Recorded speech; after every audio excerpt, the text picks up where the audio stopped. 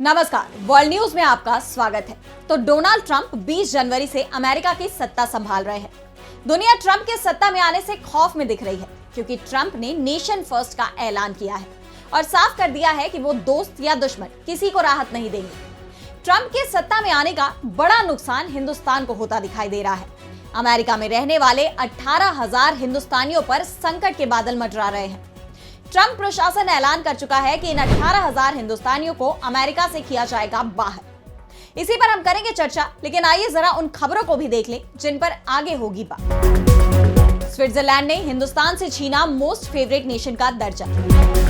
Syria पर Israel और तुर्की के हमले से बढ़ी हिंदुस्तान की चिंता। और चलते चलते में देखेंगे कनाडा के आरोपों पर हिंदुस्तान के जवाब। तो अमेरिका में डोनाल्ड ट्रंप के सत्ता संभालने से पहले ही वहां रहने वाले हिंदुस्तानियों की चिंता बढ़ती जा रही है। पहले से ही ट्रंप हिंदुस्तान सरकार की नीतियों पर हमले करते रहे हैं, खास तौर पर आर्थिक नीतियां, जिन्हें ट्रंप अमेरिका के खिलाफ बताते हैं। और अपने शपथ ग्रहण के कार्यक्रम में उन्होंने हिंदुस्तान के पीएम को छोड़कर दुनिया के दूसरे देशों के प्रमुखों को जिस तरह से न्योता भेजा है, यहाँ तक कि चीनी राष्ट्रपति को भी न्योता भेजा गया है, उससे साफ है कि ट्रंप का सत्ता में आना हिंदुस्तान की चिंता को बढ़ा सकता है।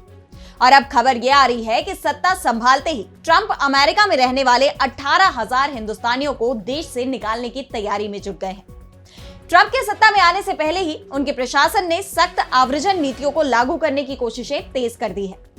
अमेरिकी आव्रजन और सीमा शुल्क प्रवर्तन ICE की ओर से जो आंकड़े जारी किए गए हैं, उसमें 14.5 लाख लोग अवैध रूप से अमेरिका में रह रहे हैं, जिसमें से 18,000 हिंदुस्तानी शामिल हैं।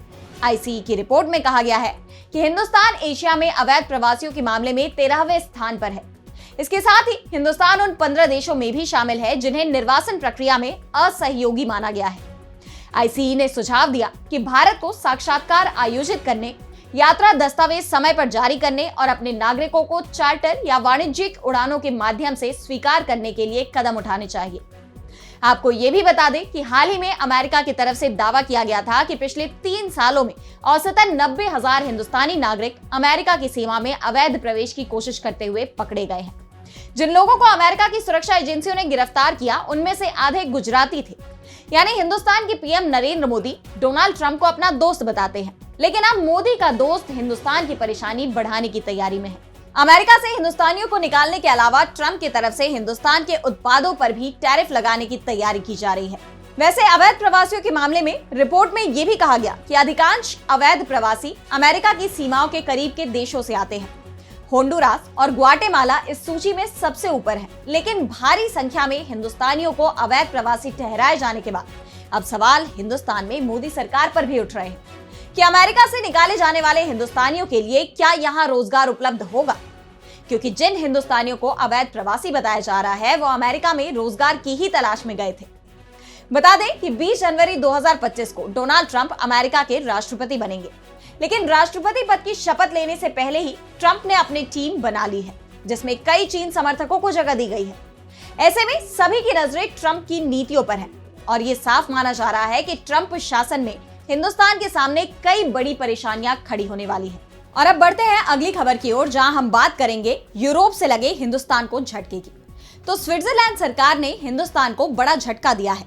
हिंदुस्तान को दिया गया मोस्ट फेवर्ड नेशन MFN का दर्जा स्विट्जरलैंड ने वापस ले लिया। स्विस सरकार के इस फैसले के बाद अब वहां काम करने वाली हिंदुस्तानी कंपनियों को 1 जनवरी 2025 से 10% ज्यादा टैक्स देना होगा। स्विट्जरलैंड ने double tax avoidance agreement DTAA के तहत हिंदुस्तान को MNF राष्ट्र का दर्जा दिया था। स्विट्जरलैंड की तरफ से कहा गया कि हिंदुस्तानी सुप्रीम कोर्ट के फैसले की वजह से उसे यह कदम उठाना पड़ा है। दरअसल पिछले साल नेस्ले से संबंधित एक मामले में भारतीय सुप्रीम कोर्ट ने फैसला दिया था कि DTAA तब तक लागू नहीं किया जा सकता जब तक कि इसे इनकम टैक्स एक्ट के तहत नोटिफाई न किया जाए।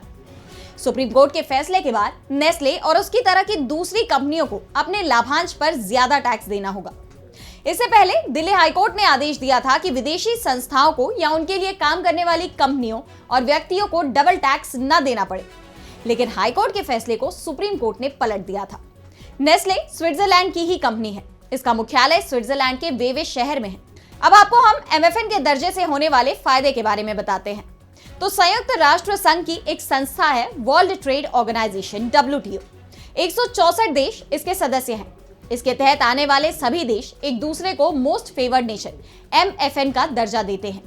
ये दर्जा दिए जाने के बाद बिना किसी भेदभाव के सभी देश एक दूसरे के साथ आसानी से बिजनेस कर सकते हैं।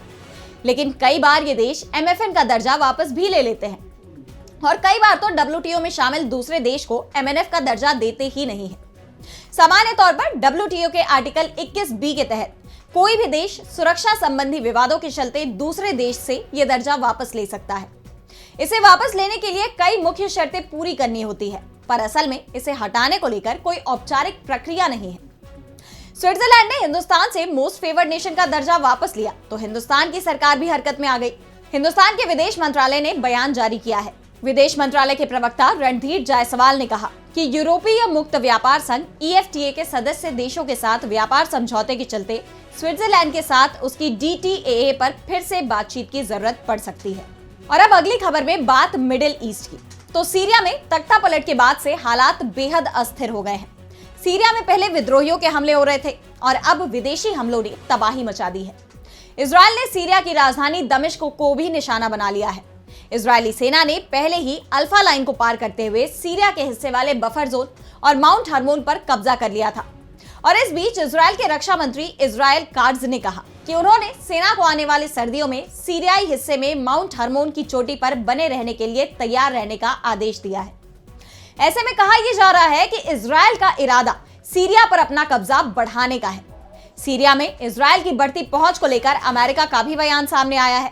अमेरिका के राष्ट्रीय सुरक्षा सलाहकार जेक सुलिवान ने कहा कि सीरिया में असद के पतन के बाद से इजरायल मजबूत हुआ है।